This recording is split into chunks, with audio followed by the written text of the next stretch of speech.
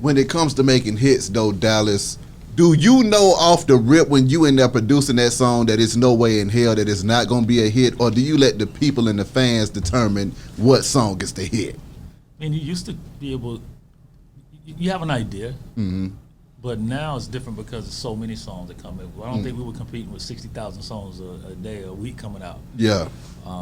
Whereas now it's, more of an ADD generation. So, like, if you look at when Boyz II Men came out, it was really just Boyz II Men. Yeah. You had Jodeci, but they were different from that because you still had, like, Shy and other things. But Boyz II Men was just really the only ones that take 6 maybe. But it wasn't 10,000 of them. Exactly. You know what I'm saying? So it's a different game now for everybody because it's way more people can make the music and way more people got access to put it out. Yeah. Whereas with us, it took so much money to make the records. We had to go in the studio. We couldn't make it on the Mac. We had to go at the studio, put it on 2-inch tape. Yeah. Spend that, that's $1,200 a day. That's like, then mixing and mastering and all that. So if you didn't have no money, you couldn't really make no real album. Exactly. Getting with TLC and producing all of those hits for them, man, and watching those young ladies blow all the way the hell up. What was it like seeing them from scratch and then watching them go to the roof like everybody else? And did you feel like at that time that you were getting to a point to where you had the Midas touching this thing? I feel like I feel like I learned from like watching other things like Motown and a lot of other label brands like that. Once you get your brand, you find your different version of it. Yeah. So like, when Lou Pearlman started taking off, he had Backstreet Boys and he had Britney. So he had the girl version, the guys version, the group version. So I knew by the time we did ABC and Boyz II Men, and it was already connected to BBD. Yeah. And it was like, well, here go the female version. And then I could take them and make them like this, but still it was about adding this Atlanta thing to it that people wasn't being able to access culture-wise. Yeah. They couldn't really access Atlanta culture even then unless you came down in here. Yeah. And you're still dealing with those still days of Freaknik and days of Atlanta being like Atlanta. So we were capturing all that stuff on the records, and Popeyes in it just because of the way I was writing the melodies and the songs and the girls' colors and all that.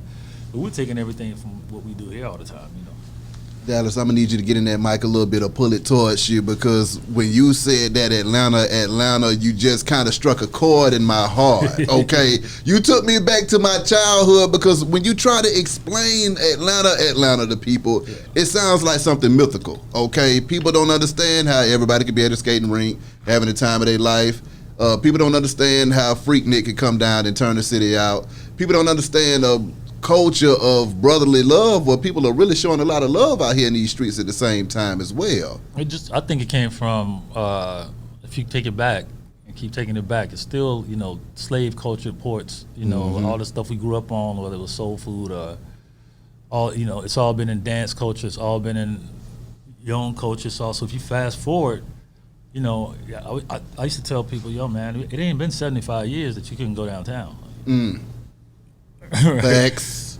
That ain't a long time.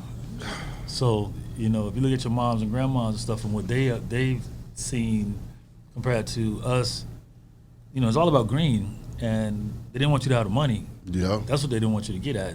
The Klan and whoever else was, all the mailmen and the drugstore owner and all that. Yeah. They didn't want you to get smart enough over here to take over the state. So in Georgia, it was just that natural progression of, everybody got smarter and smarter, whether you like it or not. They start creating their own language and their own stuff and their own rhythms and their own music and their own food, making what you thought was shit into dopeness. Exactly. And what we've done and what we started to do as music started to come out of here is you still feel all of that creativity. You still feel all of that stuff. You feel all of that, same culture. Like, people used to look at me and Jermaine and Jazzy Faye and Tricky Stewart and all of us, like culture buddies. It's his birthday. We going by and say what's up. Yeah. So they'll come from New York and LA like, y'all hang with each other like that. Like, y'all don't think he gonna take your this or do your that? We ain't never thought about that. We in the country. We gonna hang with you. We hang with you. We gonna fuck with you. We don't. Like, exactly. We don't really do that thing.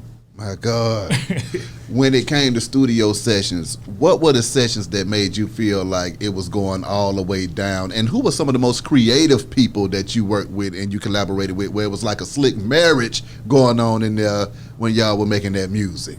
Well, like, so, you know, Michael Jackson obviously is one of the like, just different kind of creatives, you know what I'm saying, in his approach to music. And then what's crazy is Janet was the same when I worked with Janet, because she was easy to work with, and she was just like, Dallas, whatever you say, whatever you want, whatever you think is the best. You know what I'm saying? That when you work with somebody that's like real superstars, they're really calm. They're like, it's a trip because you would think they were just like, you know, no, this, that, blah, blah, blah, blah, blah. But like, for the most part, they're calm. And they're like, you know, but all of their energy that they put into being a star and being on stage and being that stuff is like different than when they're around, because they kind of know what they want. You know what I'm saying? But those are probably my favorite two. You know, working with TLC was easy because it was like you lived the moments, and you know you kind of recorded whatever you were doing, and you know we were so around each other so much. That, you know, it just made it where we would just like make records out of what we was doing, what we felt like was the moments. You and Michael, they don't care about us, man. That's another one of those songs that, you know, some of this stuff is just culture moving at the same time. You know, Michael sang a lot of songs, but that one right there was one of those ones that kind of stood for something, okay? Talk to me about the impact of that song when y'all were making it, and what was your thought process going into that? I mean, he had already, you know, he had sent us like to the Museum of Tolerance, and he was kind of going through this whole thing where he was rebelling against everything, you know. And it's funny because They Don't Care About Us, he says, kick me, kike me, don't you black and white me, right? But because he had started getting into it with Sony at the time, then they took it and said, oh, you're making Jewish slurs towards us. And flipped that song, and they took the records off the show. What? Yeah, they were like, okay, you're gonna go at us, and you're gonna say, and he was like, you know, when you hear the song, you understand what he's saying. He's like, you know,